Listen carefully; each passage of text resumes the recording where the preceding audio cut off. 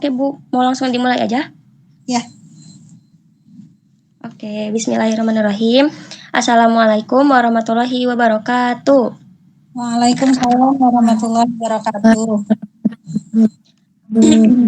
Alhamdulillahirrahmanirrahim. Salawat serta salam semoga tercurah limpahkan kepada junjungan Nabi kita Muhammad Shallallahu Alaihi Wasallam yang kita nantikan syafaatnya kelak di akhir zaman. Amin ya robbal alamin.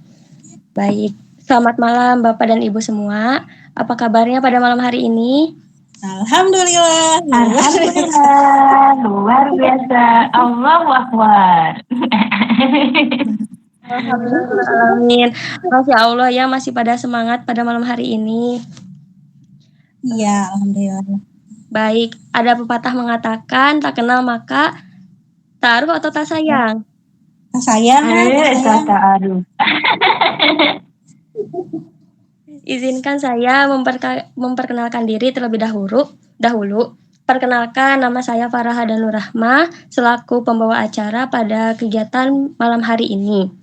Baik, adapun rangkaian kegiatan pada malam hari ini yaitu yang pertama sesi pematerian oleh Ibu Ai, kemudian dilanjut dengan sesi diskusi, dan yang terakhir penutup serta sesi dokumentasi. Ya. Baik, langsung saja kepada Ibu Ai, dipersilakan pemateriannya berjudul Budaya Positif di Sekolah ya Bu? Ya, diseminasi budaya positif. Pada Ibu Ai dipersilakan. Ya, terima kasih. Bismillahirrahmanirrahim. Terima kasih Kakak Farah. Assalamualaikum warahmatullahi wabarakatuh. Waalaikumsalam warahmatullahi wabarakatuh. Alhamdulillah di hari yang di malam yang terus malam tuh acaranya dari di sore ya, sore menjelang malam nih. Di maghrib yang teduh ini, yang hujan enggak, panas enggak, alhamdulillah. Di waktu maghrib ini kita dapat berkumpul ya, alhamdulillah. Ini udah ada Bu Muti, Bu Siti, Bu Idia, Kakak Farah, dan Kakak Hafi juga, Bu Hafi dan Bu Farah. Saya ucapkan terima kasih ya atas partisipasinya. Tujuan kita berkumpul hari ini tentang diseminasi budaya positif ya, Bu-ibu, rekan-rekan semua, rekan-rekan guru-guru hebat. Alhamdulillah saya telah menyelesaikan modul 2 itu tentang modul 1.4 itu tentang budaya positif. Dan saya mempunyai tanggung jawab moral untuk mendiseminasikan budaya positif tersebut, terutama di lingkungan sekolah kita dahulu. Bagaimana budaya positif yang ada di sekolah kita, apakah sudah sesuai dengan budaya positif yang seharusnya dilaksanakan di sekolah. Nanti kita akan diskusi ya teman-teman. Silakan diskusinya, kita diskusi santai aja. Untuk misalkan saya nggak bisa on cam, sedang dalam perjalanan atau apa, mangga, tidak apa-apa.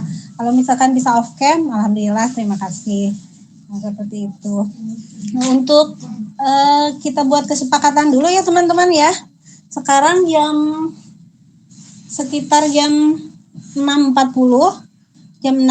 sore, kita akan selesaikan berapa lama ya, dalam berapa waktu, apakah mungkin kalau 30 menit terlalu sedikit, kalau 60 menit cukup tidak teman-teman? Mengganggu tidak waktunya? Kalau 60 menit? Enggak, boleh dimulai. Ya, terima kasih. Itu untuk sesi presentasi dan sesi tanya jawab kita.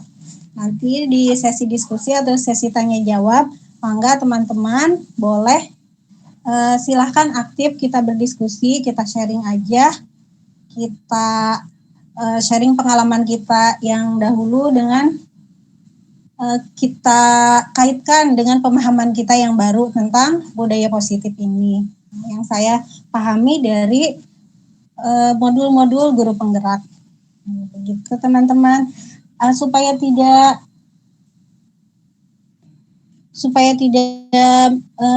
lebih mengefektifkan waktu, kita buka saja ya teman-teman ya. Kita buka saja sesi ini dengan bacaan basmalah bersama-sama.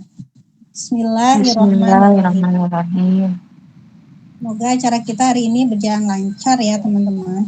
Nah, pertamanya saya akan share PowerPoint tentang budaya positif, diseminasi budaya positif yang telah saya buat. Bentar ya.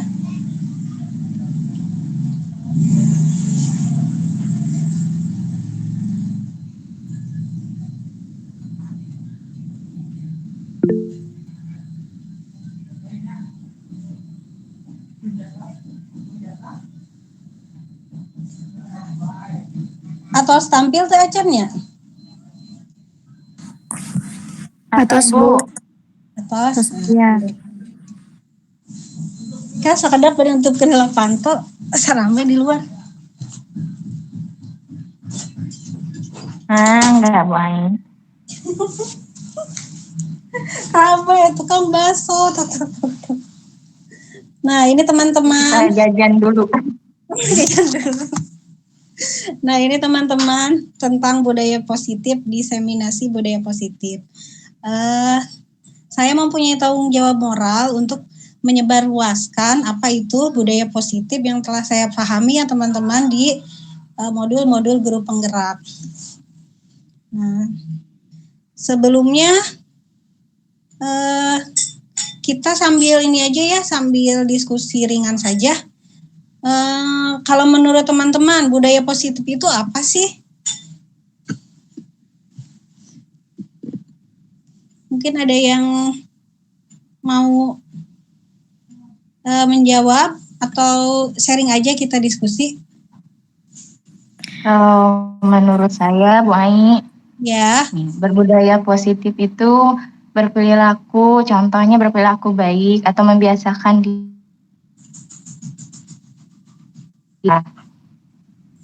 Iya betul. Berperilaku baik ya Bu Siti ya. Iya seperti itu. Salah satunya itu adalah seperti itu, berperilaku baik. Berarti kalau misalkan budaya positif di sekolah, berarti berperilaku baik di sekolah ya Bu Siti ya. Mohon Bu Ai. Nah, ini alhamdulillah ini disusun ku abdinya. Terus, nah ini ada pertanyaan pemantik teman-teman. Pertanyaan pemantiknya itu yang pertama, apa sih pentingnya menciptakan suasana positif di lingkungan sekolah?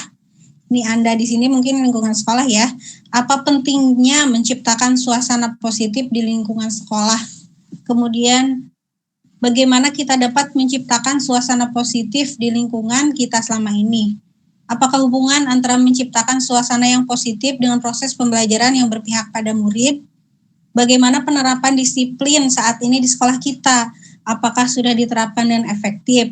Bila belum, apa yang menurut Anda masih perlu diperbaiki dan dikembangkan? Ini pertanyaan pemantik untuk diskusi kita kali ini ya teman-teman ya. Nah, adapun untuk materi budaya positif, saya lanjutkan ya, izin melanjutkan.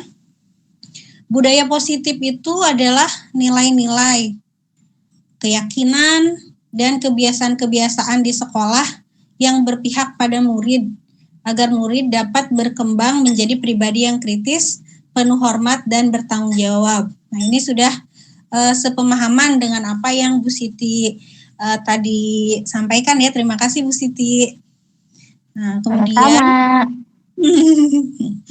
Nah, kemudian bila kita berbicara tentang budaya positif, tidak akan terlepas dari yang namanya disiplin.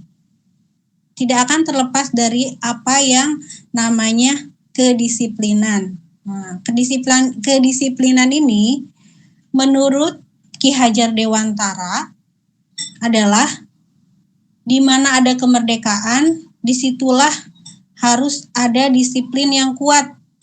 Sungguh pun disiplin itu bersifat self-disiplin, yaitu kita sendiri yang mewajibkan kita dengan sekeras-kerasnya, tetapi itu sama saja sebab jikalau kita tidak cakap melakukan self-disiplin, wajiblah penguasa lain mendisiplinkan diri kita. dan peraturan demikian itulah harus ada di dalam suasana yang merdeka. Nah, dari kata-kata ini yang telah Ki Hajar Dewantara paparkan, kalau yang saya ambil bahwa disiplin itu, yang namanya disiplin itu dari dalam diri kita dulu sendiri gitu. Tapi kalau misalkan kita tidak bisa berdisiplin, maka kita harus didisiplinkan oleh peraturan, maka kita harus didisiplinkan oleh lingkungan. Sama halnya seperti anak-anak didik kita. Anak didik kita kan kebetulan anak didik berusia 4-6 tahun. Nah, jadi di mana kita itu sungguh-sungguh benar-benar menerapkan kedisiplinan itu dari hal-hal yang sangat sederhana. Nah, kita misalkan mereka belum self disiplin, ya kita harus mendisiplinkan mereka seperti itu. Nah, kemudian dari makna kata disiplin ini, dari disiplin ini terdapat beberapa nilai-nilai kebajikan. Sebenarnya banyak sekali nilai-nilai kebajikan itu. Tapi karena kita berada di lingkungan pendidikan di Indonesia, maka nilai-nilai kebajikan yang akan kita rumuskan atau yang akan kita angkat itu berasal dari profil pelajar Pancasila, yaitu nilai-nilai kebajikan beriman, bertakwa kepada Tuhan Yang Maha Esa dan berakhlak mulia. Kemudian nilai-nilai mandiri, bernalar kritis, berkebinekaan global, bergotong royong, dan kreatif. Nah, kemudian, ini nih, ketika kita membicarakan tentang kedisiplinan, yang akan kita biasanya yang ada di benak kita itu adalah mengontrol murid. Betul tidak teman-teman? Kalau misalkan, betul kan ya? Iya. Biasanya kita seperti itu. Kalau misalkan, anak ini nggak kekontrol nih, berarti belum disiplin. Kan seperti itu ya kita, pemahaman kita. Iya, Bu. Abisnya sampai kemarin, sampai sebelum melihat-lihat materi ini, ya seperti itu. Ketika anak tidak bisa dikontrol oleh kita, berarti anak ini belum bisa disiplin, seperti itu. Tapi ternyata konsep kontrol seperti itu adalah miskonsepsi, teman-teman. Itu adalah kesalahpahaman konsep kontrol. Nah, ini ada beberapa miskonsepsi kontrol, teman-teman. Yang pertama itu adalah ilusi guru mengontrol murid dengan peraturan, dengan apa yang kita katakan anak-anak harus ikut kata-kata kita, itu padahal hanya ilusi. Kenapa disebut ilusi? Kenapa disebut miskonsepsi? Karena bukan kita yang mengontrol murid, tapi murid yang menyerahkan diri untuk dikontrol oleh kita. Gitu. Padahal murid itu punya pilihan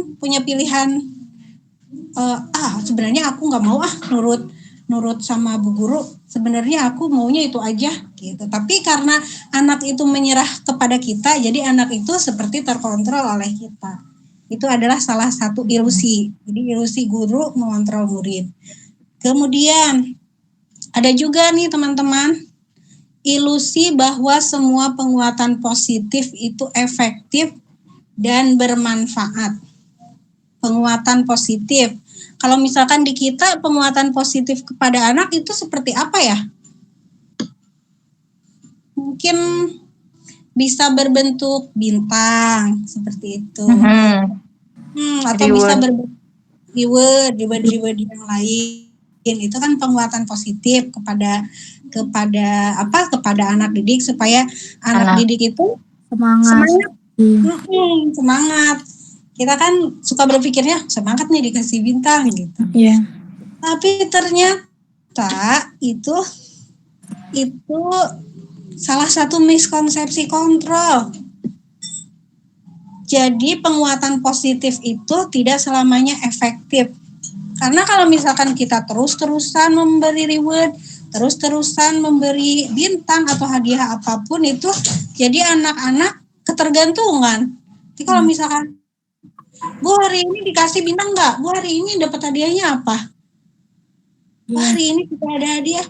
Ya, jadi di dalam pikirannya kan, iya aku udah capek-capek nih, udah capek-capek mengerjakan tugas dengan baik, aku udah capek-capek hari ini tertib.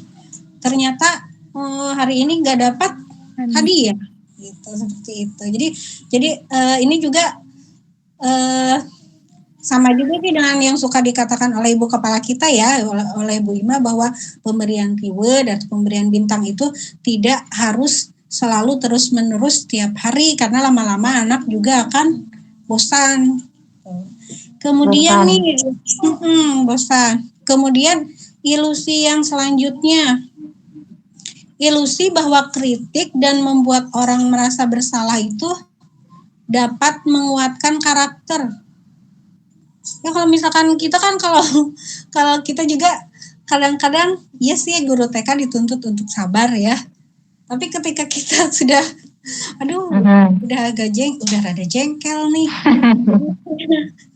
Jadi kalau kitanya lepas Mukanya berbeda. muka berbeda, terus dikritik wah si anak itu, kamu gitu terus deh.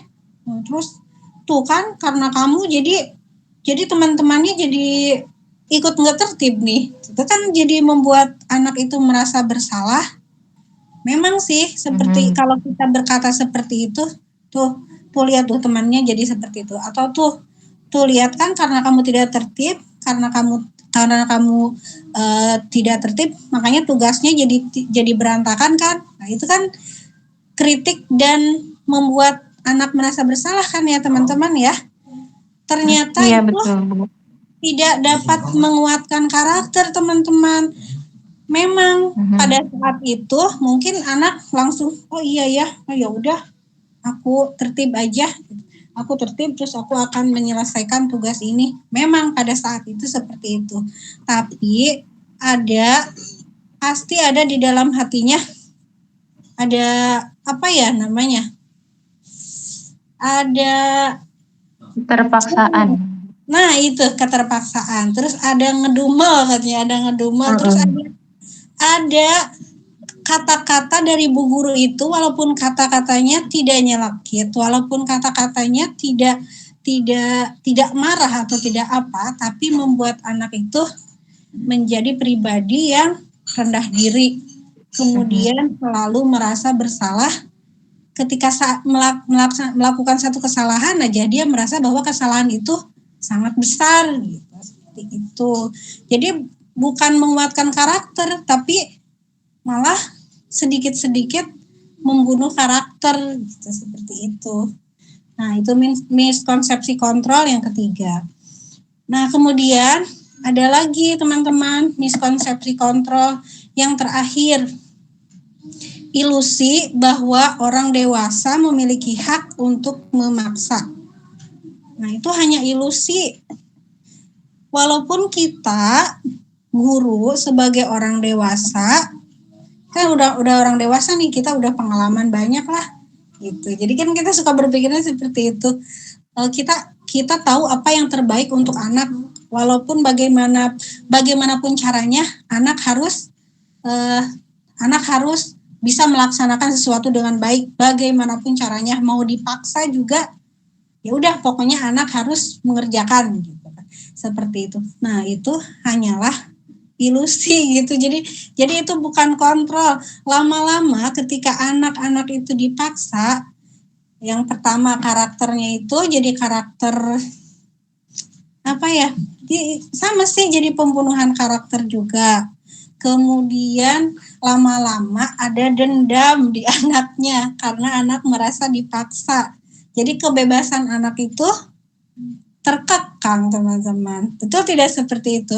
Ketika kita betul ya, ketika memang sih kalau dipikir-pikir, oh iya kalau kita maksa anak, memang sih kalau misalkan anaknya nggak suka, ya jangan sampai dipaksa gitu, seperti itu.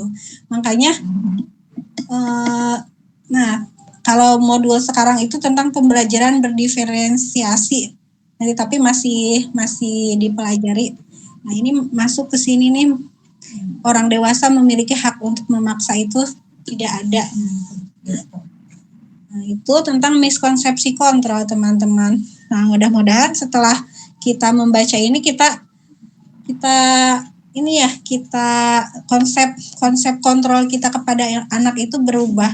Jadi seperti apa sih kontrol kita atau apa yang harus kita lakukan untuk mengontrol murid itu supaya tidak salah konsep gitu, supaya konsep-konsep kita yang terdahulu, konsep-konsep kita yang miss itu, yang agak sedikit melenceng itu harus betul. Jadi seperti apa?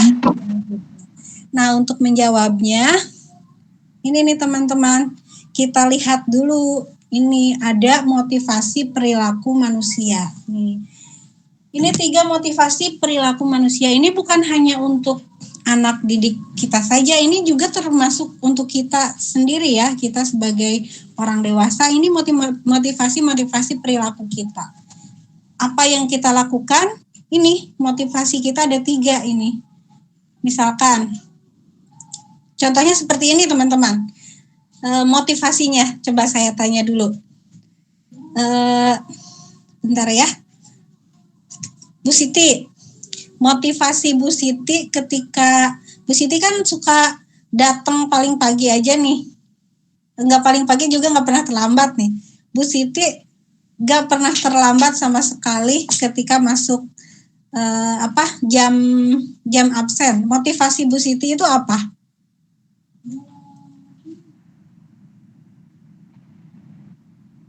Motivasi saya biar apa Bu? Punten suaranya putus-putus. Oh, putus-putus. Nah, ini nih. Nah, kita lihat ini dulu aja lah tuh ya.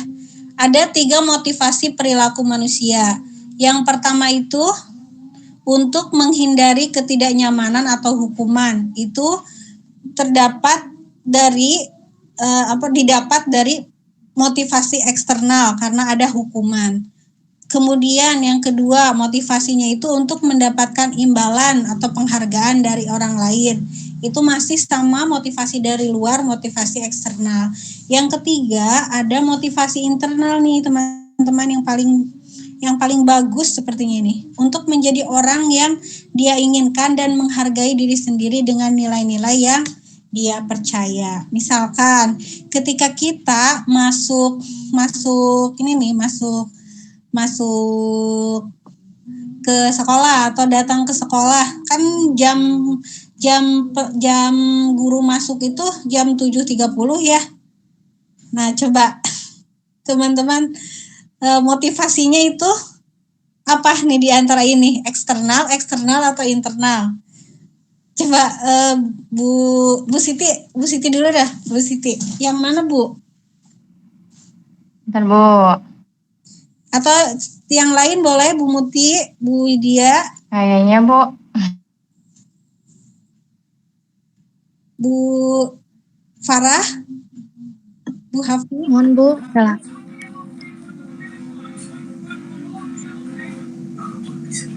Motivasinya Untuk menghindari ketidaknyamanan atau hukuman. Ya. Sebetulnya bukan hukuman sih, Bu. lebih Biar maksudnya harus menyiapkan. Jadi biar santai dulu gitu, Bu. Biar ada waktu luang untuk menyiapkan apa yang harus dikerjakan hari ini gitu. Nah, Masya Allah. Berarti itu udah motivasi internal, udah sip banget. Kalau Bu Muti, apa Bu Muti? sama Bu, kayaknya untuk menghindari ketidaknyamanan biar enggak keburu-buru gitu. Jadi waktunya efektif. Ya. Ya. Wah, iya, Masya Allah. Terima kasih nih Bu. Ini juga Bu Muti juga sebentar ya, ada yang mau masuk ini. Oh iya. Bentar, ada yang mau masuk.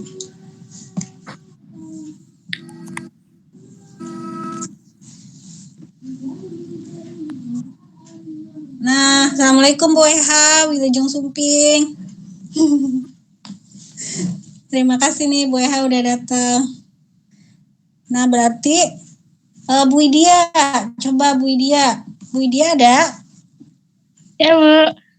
Nah, Bu Widya yang mana Bu Widya?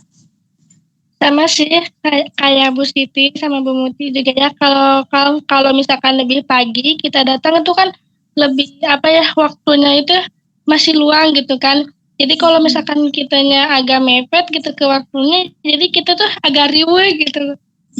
Iya, Masya Allah. Terima kasih Bu Idia. Berarti memang motivasinya itu udah motivasi terbaik ya, udah motivasi internal. Jadi nggak ada tuh yang, mun jam 7.35 kayak di warna berem ya ke Bu Vina gitu. Gak ada yang seperti Cirian. jadi berulang ya. Atau nggak ada motivasi. Kalau misalkan bulan ini tiap hari di bawah jam 7.30 terus iya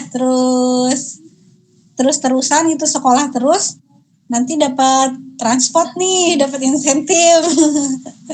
Ya jadi ternyata motivasi eksternal tersebut sudah lebih rendah dibandingkan motivasi internalnya ya, Masya Allah. Alhamdulillah nih, terima kasih. Salut untuk guru-guru TKI sama Tiara Anu, terima kasih. Nah begitu juga dengan anak-anak. Jadi apa yang dilakukan anak-anak di kelas itu motivasinya ini. Ketika kegiatan berdoa, dia tertib sekali, khusyuk sekali. Padahal di dalam hatinya, aduh aku kalau nggak tertib takut dihukum nih, takut dimarahin Bu Guru. Takut dimarahin. Atau ada juga yang mengerjakan tugasnya selesai cepet sama rapi biar nanti pulang duluan atau nanti dikasih bintang sama Bu Guru gitu kan. Ada motivasi yang seperti itu, motivasi eksternal. Terus ada juga yang paling baik mungkin ya nih, anak yang sudah dewasa nih, pokoknya aku mau selesai aja duluan, terus mau mengerjakan tugasnya yang rapih gitu, terus nggak acak-acakan. Nah, Masya Allah nih, itu anak yang sudah memiliki motivasi internalnya sudah baik, berarti kecerdasan emosionalnya itu sudah top lah, sudah bagus.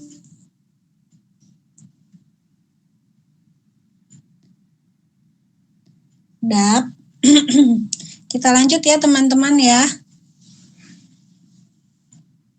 Oke, Boy.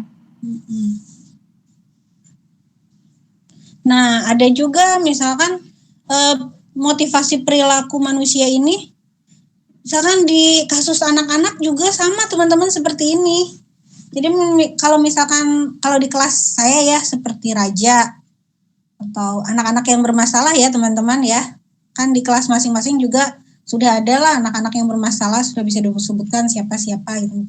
Kalau di kelas kita ya Bu Muti ya Raja ya, Bu Muti ya. Raja. Ya.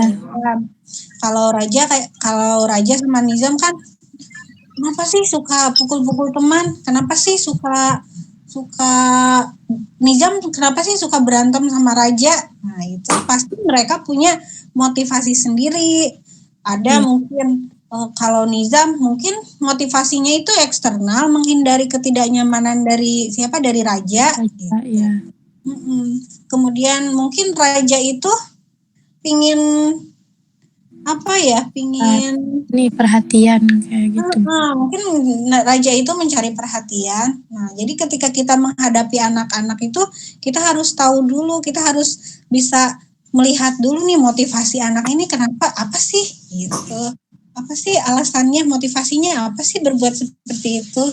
Jadi kita harus memahami dulu. Nah, insya Allah lah guru-guru di TK Mutiara Anuma sudah bisa ini ya, memahami karakter anak lah. Alhamdulillah. Amin. Amin. Nah, lanjut ya teman-teman ya. Ini ada hukuman, konsekuensi, dan restitusi. Nah, hukuman, konsekuensi, dan restitusi ini juga tidak bisa dipisahkan dari disiplin ya teman-teman ya. Disiplin yang kita bahas tadi. Nah, disiplin dalam bentuk hukuman ini bersifat tidak terencana teman-teman atau tiba-tiba. Misalkan ketika ada anak yang mukul temannya, atau ketika ada anak yang tonjok-tonjokan, atau tidak membereskan mainan ke tempatnya, kita langsung saja, sini, karena kamu tidak membereskan mainan, ya kamu duduk di pojok sendiri gitu. Atau misalkan, karena kamu lari-larian di kelas, lari-larian sok di luar sendiri aja lari-larian, seperti itu. Itu sudah terencana tidak teman-teman seperti itu? Karena lari-larian di dalam kelas, mending udah lari-lari aja di luar. Nah, itu tidak terencana kan teman-teman, tiba-tiba saja hukuman itu terlontar dari mulut kita. Nah, itu adalah salah satu disiplin, tapi dalam bentuk hukuman. Itu juga sama disiplin, mendisiplinkan anak, tapi dalam bentuk hukuman. Dalam bentuk, kalau menurut saya itu bentuk terburuk ya, bentuk hukuman. Kemudian yang kedua, disiplin dalam bentuk konsekuensi.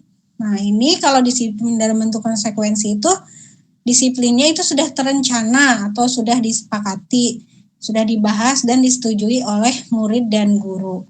Nah, kalau kita kan di awal-awal masuk sekolah kita kan sudah punya ini ya, kita tata tertib. Tata tertib yang dibahas dengan anak-anak dulu ya Bu Ibu ya teman-teman ya. Nah, alhamdulillah kita sudah bisa melaksanakan itu namanya keyakinan kelas, membuat keyakinan kelas. Jadi namanya sekarang bukan peraturan lagi teman-teman, itu namanya keyakinan kelas. Nah, keyakinan kelas nanti ada keyakinan kelas di depan lagi nanti dibahas. Nah, ini disiplin dalam bentuk konsekuensi. Misalkan disiplinnya itu di keyakinan kelasnya itu di dalam kelas jalan, berarti itu harus jalan karena itu sudah disepakati. Nah, itu disiplin dalam bentuk konsekuensi. Terus ketika ada yang berbicara didengarkan, itu kan sudah disepakati sama anak-anak. Nah, itu disiplin dalam bentuk konsekuensi. Kemudian yang terakhir, disiplin dalam bentuk restitusi. Nah, ini adalah proses menciptakan kondisi bagi murid untuk memperbaiki kesalahan mereka, sehingga mereka bisa kembali pada kelompok mereka dengan karakter yang lebih kuat. Nah, ini kalau misalkan ada kasus teman-teman, kita menggunakan restitusi ini. Namanya restitusi, abdi nembe nguping ayeuna ya restitusi teh. Baru tahu sekarang ada yang namanya restitusi. Itu menciptakan kondisi bagi murid untuk memperbaiki kesalahan. Jadi pami orang mah iyalah sapertos memanggil anak gitu, manggil anak terus mengklirkan keadaan, misalkan ada anak yang nangis. Nah, iya seperti itu. Itu namanya restitusi ya teman-teman ya. Supaya rada keren lah kita guru keren bahasana. Terang restitusi, mahasiswa Sabili itu terang restitusi. Ayo mana Sabili? Sabili. Hadir. Ini keyakinan kelas ya teman-teman nih. Ya Boy. Mengapa keyakinan kelas? Mengapa bukan peraturan kelas? Nah, ternyata teman-teman keyakinan kelas itu dibuat bersama dengan murid seperti yang telah kita laksanakan. Alhamdulillah kita sudah melaksanakan ini ya dari beberapa tahun sebelumnya dari awal. Sepertinya dari awal mendirikan juga Ibu Kepala Sekolah kita sudah paham betul lah tentang keyakinan kelas ini. Nah, sedangkan peraturan kelas dibuat dengan sepihak.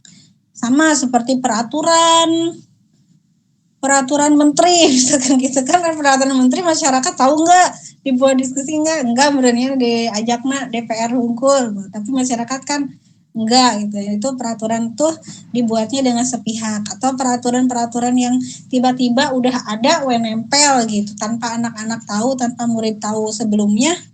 Nah, itu namanya peraturan gitu. Sedangkan keyakinan yang didiskusikan dulu sama kita, sama anak-anak. Jadi anak-anak tuh paham, kenapa nggak boleh lari-lari? Memang kenapa Bu nggak boleh lari-lari? Iya kan di sini sempit. Kalau lari-lari nanti gimana? Oh iya Bu, nanti kejeduk. Nah, kan anak-anaknya jadi lebih paham gitu. Nggak cuman taunya tidak boleh lari-lari tanpa alasan gitu. Jadi anak-anaknya kan, emang kenapa tidak boleh lari-lari? Biarin aja lari-lari. Gitu. Tapi ketika anak memahami, jadi keyakinan ke diri anak. Jadi diri anaknya itu mengerti apa yang apa yang diyakininya gitu, apa yang diyakininya. Dia yakin kalau misalkan, oh kalau lari-lari aku nanti takut jatuh, gitu, seperti itu. Itu namanya keyakinan ya teman-teman, keyakinan kelas. Nah, kalau ini 5 kebutuhan dasar manusia: kebutuhan bertahan hidup, kebutuhan untuk diterima, kebutuhan pengakuan atas kemampuan, kebutuhan akan kebebasan menentukan pilihan, kebutuhan untuk merasa senang. Ini kebutuhan-kebutuhan dasar dari manusia. Tidak hanya anak-anak saja, tapi kita juga betul-betul butuh kelima hal ini. Nah, untuk bertahan hidup, kemudian untuk diterima di lingkungan sekitar, diterima di keluarga, kasih sayang, kemudian kebutuhan pengakuan atas kemampuan juga, kebutuhan akan kebebasan menentukan pilihan, dan kebutuhan untuk merasa senang.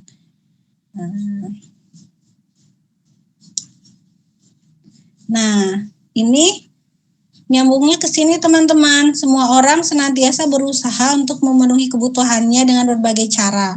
Bila mereka tidak bisa mendapatkan kebutuhannya dengan cara yang positif, mereka bisa melanggar peraturan atau melakukan hal-hal yang tidak sesuai dengan nilai-nilai kebajikan atau nilai-nilai positif. Ya, misalkan ada anak yang sebenarnya dia itu masih pingin bersenang-senang gitu, masih pingin main-main, tapi peraturannya jadwal mainnya sudah selesai, tapi karena dia kebutuhannya bersenang-senang, kebutuhan mainnya itu masih sangat tinggi, jadi dia masih main saja. Nah, seperti itu contohnya. Kemudian kebutuhan akan penguasaan tidak terpenuhi di sekolah. Mungkin nanti akhirnya anak-anak tidak begitu berhasil secara akademik. Nah, kemudian contohnya seseorang yang tidak merasa diterima oleh teman-temannya, kebutuhan akan kasih sayang dan rasa diterima tidak terpenuhi. Oleh karena itu dia mungkin akan memilih satu teman saja dan memisahkan diri dari yang lain. Nah, sebagai guru kita bisa membangun hubungan yang bisa membangun kepercayaan dan keintiman dengan anak ini. Biasanya anak-anak yang ini ya, yang agak-agak pendiam ya, seperti itu. Nah, ini teman-teman nih ada studi kasus. Mangga silahkan. Nanti teman-teman boleh memilih. Boyha juga. Ayo Boyha. Boyha belum kedengeran suaranya. Kakak Farah. Lu milih apa, Mai? Baru connect. Punten telat. Oh iya sih ya. Alhamdulillah. Iya. Makasih Boyha. Iya, sama-sama. Bentar ya, Bu Aini. Iya siap. Oh, seorang. Nah, ada studi kasus ya. Saya bacakan ya. Ada seorang anak namanya Bimo. Seorang anak TKB selalu berlari keluar kelas menuju jalan raya di depan sekolahnya yang ramai dengan kendaraan. Tingkahnya membuat guru, Bu Ani, bingung dan seringkali lari mengerjarnya. Ada beberapa kemungkinan jawaban yang diberikan Bimo. Tapi saat itu yang dikatakan oleh Bimo, "Aku senang main kejar-kejaran dengan ibu guru, seru," kata Bimo. Nah, kalau menurut teman-teman nih, kita sharing aja. Manakah kebutuhan yang ingin dipenuhi oleh Bimo? Apakah kebutuhan untuk bertahan hidup? Apakah kebutuhan untuk diterima? Termasuk kasih sayang dan rasa diterima oleh sekelilingnya. Apakah kebutuhan pengakuan atas kemampuan? Apakah kebutuhan akan kebebasan menentukan pilihan? Apakah kebutuhan untuk merasa senang? Mana ya? Silakan boleh. Kalau mau apa? Kalau untuk menjawabnya boleh raise hand. Mangga. Baik, Bu Ai. Boleh? Enggak. Ya. Ini karena kata Bimo kan aku senang main kejar-kejaran dengan ibu guru, seru. Nah, berarti kata Bu Ehama, kebutuhan yang ingin dipenuhi oleh Bimo itu kebutuhan untuk merasa senang karena dia main kejar-kejaran itu senang gitu Bu dengan bu guru di nggak tahu ini di mana ya, di kelas atau di mana. Tadinya di kelas. Nah, iya. Seperti itu Bu. Ya, Mungkin nomor 5 ya Bu ya. Iya, nomor 5. Terima kasih Boyha. Ya. Boyha, kebutuhan untuk merasa senang ya Boyha. Masya Allah, Iya, makasih. betul Bu. Mungkin yang lain, silahkan. Ada yang sependapat mau menanggapi atau atau ada yang berbeda pendapat? Atau kalau menurut saya mah bukan senang gitu kan, itu mah kebutuhan yang lain. Nah, silakan Bu Neng, Bu Neng Siti, Bu Muti, Bu Widya, Mohon Bu, Sami Bu Farah. Gimana? ya Sami Bu sarang Bu Eha izin menjawab. Kayaknya kebutuhan untuk merasa senang, soalnya di situ Bimonya bicaranya aku senang main kejar-kejaran.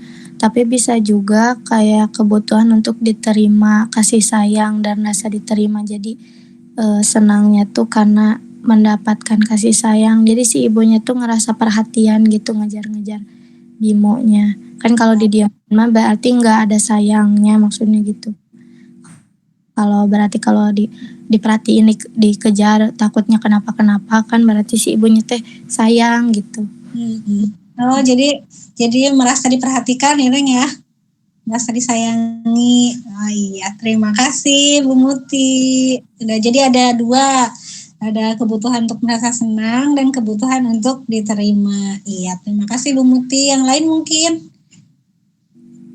Bu Farah, Bu Widya, Bu Siti, atau Mai, punten sambil masak ya. oh siap.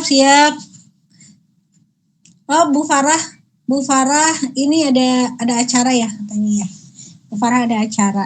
Iya, terima kasih. Berarti kita sepakat ya untuk merasa senang dan kemudian juga ada kebutuhan untuk rasa diterima. Nah, kalau seperti itu yang harus dilakukan. Nah, si bu gurunya kan udah ngeidentifikasi nih, oh anaknya berarti kebutuhannya itu adalah untuk merasa senang atau kebutuhan untuk diterima. Jadi yang harus dilakukannya menurut teman-teman apa? Yang harus dilakukan oleh Bu Ani? Apa ya?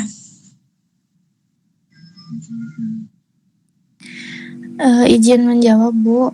Iya, Bu Muti. Kayaknya memberikan kasih sayang tapi dengan cara yang berbeda. Jadi kan sukanya main kejar-kejaran. Nah, cari cara lain yang supaya rasa senangnya tuh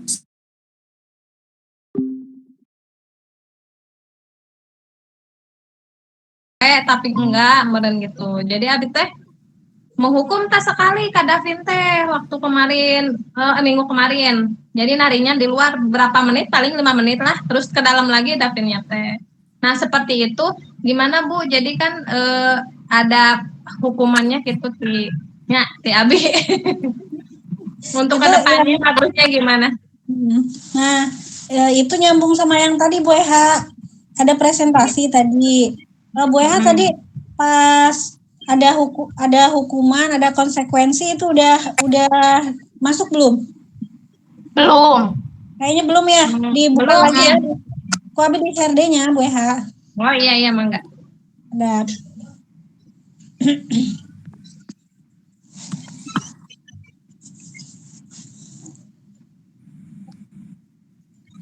Bentar ya Bu Eha.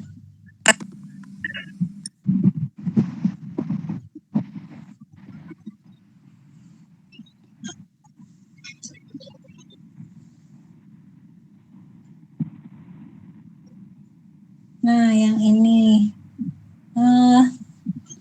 Atau barangkali dari teman-teman dulu, mangga ada yang mau menanggapi. Tadi kan kita udah banyak ngobrol. Bu Siti, Bu Muti.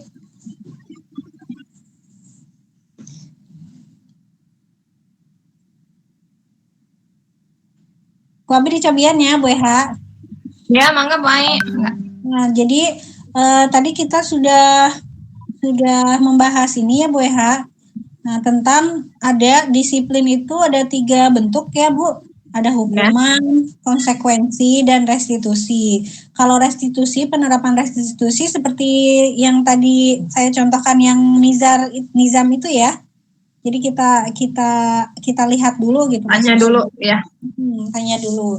Nah, bagaimana dengan hukuman? Nah, itu tergantung. Itu masuknya ke dalam hukuman atau konsekuensi. Karena ada dua bentuk nih Bu, ada hukuman, konsekuensi, dan restitusi. Kalau bentuk hukuman itu bersifat tidak terencana atau tiba-tiba aja hukumannya, terus tidak masuk akal gitu hukumannya. Nah, yang kedua itu kedisiplinan dalam bentuk konsekuensi. Nah, ini sudah terencana atau sudah disepakati, sudah dibahas dan disetujui oleh murid dan guru. Kalau menurut saya ya, menurut Abinya Bu Eha, kalau seperti itu namanya konsekuensi. Soalnya anak udah tahu kan? Iya. Udah tahu peraturannya dari awal juga. Davin udah tahu kalau misalkan dia tidak tertib, dia akan ada bentuk konsekuensinya untuk dia. Gitu. Ya nggak apa-apa sih, itu namanya konsekuensi. Yang penting kita tidak menghukum dia gitu. Tapi Davinnya gimana Bu setelah itu? Setelah itu ya minggu kemarin seperti biasa nari lagi ya Bu, agak emang berubah sih Bu, jadi agak ayah kasihan gitu kasihan nih ke kelas perempuan gitu. Terus anak-anak yang lain juga kan terus anak-anak yang lain juga kan pada bilang itu anak perempuannya, Davin kemarin mau pakai jilbab Bu Eha, katanya mau itu. Jadi kan yang laki-laki kita ikut itu ya, malu gitu. Jadi Davinnya ngerasa enggak, nanti mah Bu nggak akan gitu lagi gitu. Terus anak-anak laki-laki yang lain juga jadi ngerasa, takut kayak Davin kemarin. Enggak Bu, mau tertib gitu. Jadinya emang berpengaruh juga Bu Ai. Alhamdulillah. Ya alhamdulillah.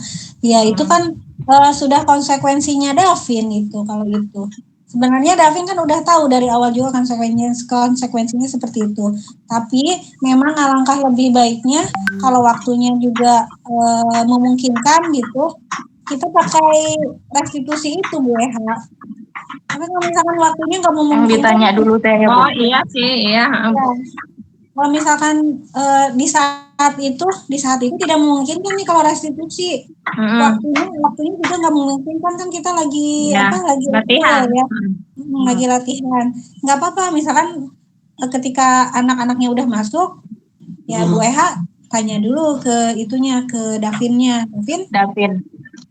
Davin kok tadi seperti itu, seperti itu. Jadi memakai konsekuensi juga, dan kita tanya dulu anaknya kenapa sih nggak mau neri, ada apa gitu.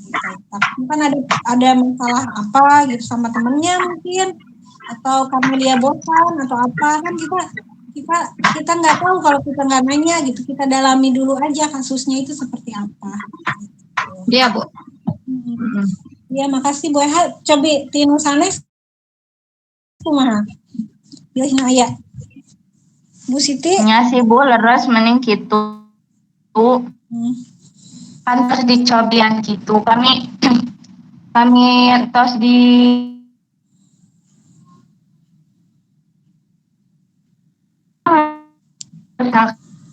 kan ada waktunya itu teh Bu, mepet teh waktunya kita teh. Iya, caranya dengan itu kita. Iya.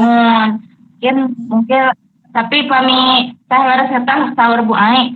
Kami entos aya waktosna berarti ditaros deui gitu. Iya. Iya, kami urang mah kan TK-nya.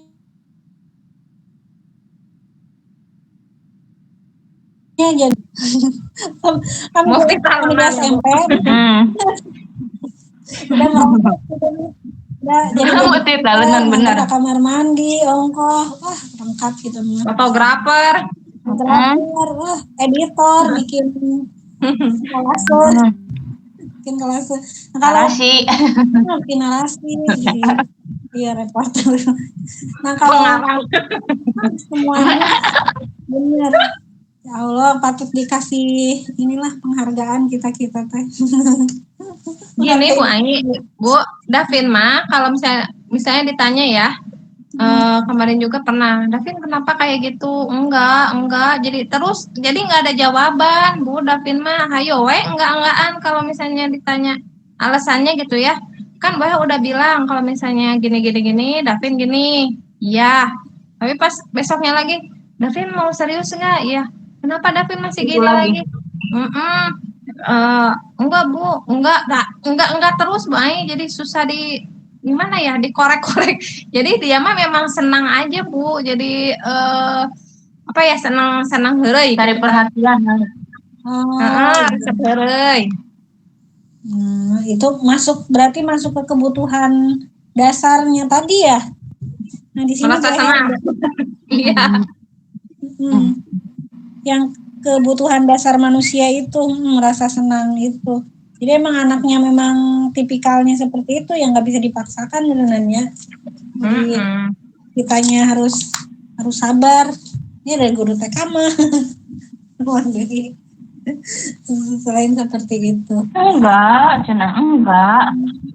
Tuh kan Bu Siti ge eta mah enggak we nya, neng mau ditaros teh.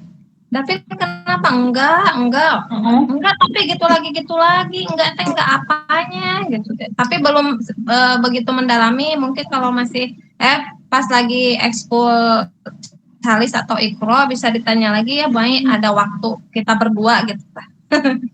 Nah, eta coba didekati si anaknya memang butuh perhatian lebih gitu, butuh diperhatikan sama kita. Selain kebutuhan merasa bebas, berarti Davin pinginnya bebas gitu ya. Gitu. Ya, jika nama emang dari rumahnya dia itu kalau misalnya di kelas dia Bu berdoa teh kadang suaranya teh tiba-tiba tarik gitu, tiba-tiba nggak ada, tiba-tiba tarik deh nggak ada lagi gitu. Jika nu diheureukeun gitu Bu. Di pengajiannya kayaknya seperti itu. Di rumahnya. Kalau perasaan udah ngerti. Iya, emang udah terbiasa seperti itu ya. Nanti kita ini berarti PR kita itu dikit-dikit bikin sama PR-nya itu Raja sama Nizam. Tapi baik kemarin gak di kelompok A. Dari jam 8 sampai jam 9. Ya, alhamdulillah sih yang penting mah mereka mah senang pujian karena anak mah ya. Menyukai humor, menyukai konflik dan senang pujian. Jadi kita teh harus bener-bener ada humornya ke anak-anak kelompok amat. Terus model L sama bener-bener harus jadi teman, bener kayak Bu Ani tadi. Ya gitu harus kompleks gitu ta gurunya teh. Iya, kalau tidak seperti itu, ya kita harus pintar menempatkan posisi kita. Tidak hanya di kelompok A sih, di kelompok yang mana saja juga. Kelompok A, kelompok B, bahkan di SD atau di mana aja juga kita harus bisa menempatkan di mana posisi kita gitu, posisi kontrol kita sebagai teman atau sebagai ini ya, yang lain. Yang posisi kontrol udah belum Bu Eha tadi? Udah. Oh iya, yang itu. Iya, kita harus pintar-pintar. Yang 3 itu, tapi kalau penghukum sama pembuat rasa bersalah itu identitas gagal, harus dihindari benar-benar. Hindari. Iya. Lalu baterainya CF, bener CF. Ya teman-teman, gimana tuh? Udah? Ya udah baik ya. Bu Eha, kebetulan Bu Farahnya sedang ada rapat juga. Nanti Bu Eha ini ya, minta tolong nanti tapinya. Oh iya.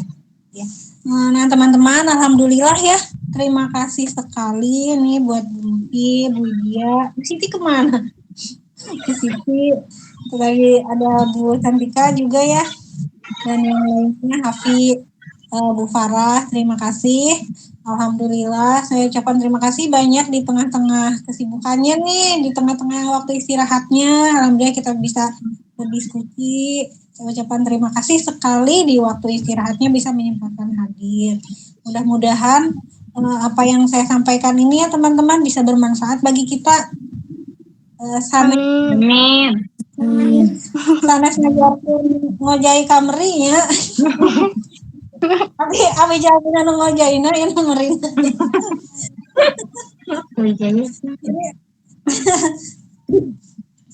Sanes mengajarkan Ini Abina asa ngajarkeun ngojay kamari gitu, padahal ya teman-teman di sini juga udah banyak udah banyak praktiknya lah ya, tapi kita saling mengingatkan saja ya Bu ya, kita saling mengingatkan. Terus alhamdulillah Abi dapat ilmu baru, jadi sharing-sharing itu kewajiban sih untuk sharing kegiatan, sharing isi modul, untuk sharing ilmu. Mudah-mudahan apa yang kita laksanakan kali ini membawa manfaat ya teman-teman untuk kita.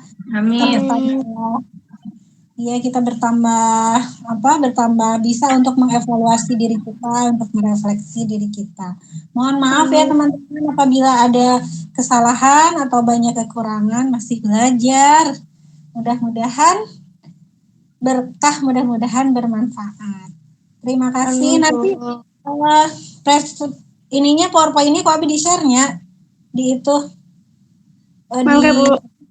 di grup. Boleh minta boleh minta foto bareng dulu nggak? Boleh Bu. Boleh. Oke. Ini ya. Oke Bu. Boleh tangan kanan, baik. Boleh bebas tangan kanan kiri. Udah. 1, 2, 3. Terima kasih. Mau gaya bebas? Gaya bebas. Kami. Yuk nyaranin lagi. Terima kasih. Ya, sami-sami hatur nuhun Bu Aing. Selamat beristirahat ya teman-teman semua. Punten Abi ya seminggu berarti nya. Nanti kita ketemu lagi bulan Desember. Ya. Semangat Bumi. Semoga sehat-sehat Bu Aing. Amin. Terima kasih. Bu Dia, Bu Mutri, Bu semuanya nanti kelompok Kak. Hatur nuhun.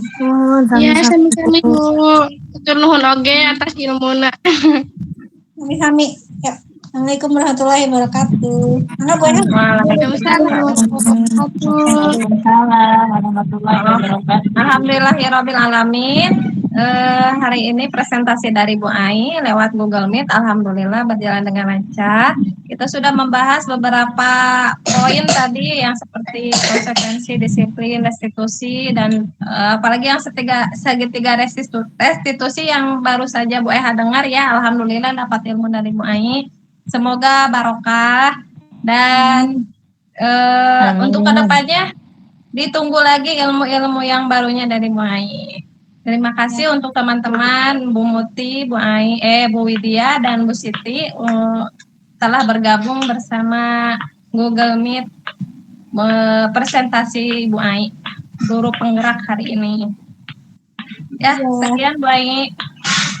Terima kasih. Assalamualaikum warahmatullahi wabarakatuh. Waalaikumsalam warahmatullahi wabarakatuh. Terima kasih. Mangga, boleh beristirahat. Terima kasih. Hatur nuhun. Waalaikumsalam. Jangan keluar Bu Ai. Enggak.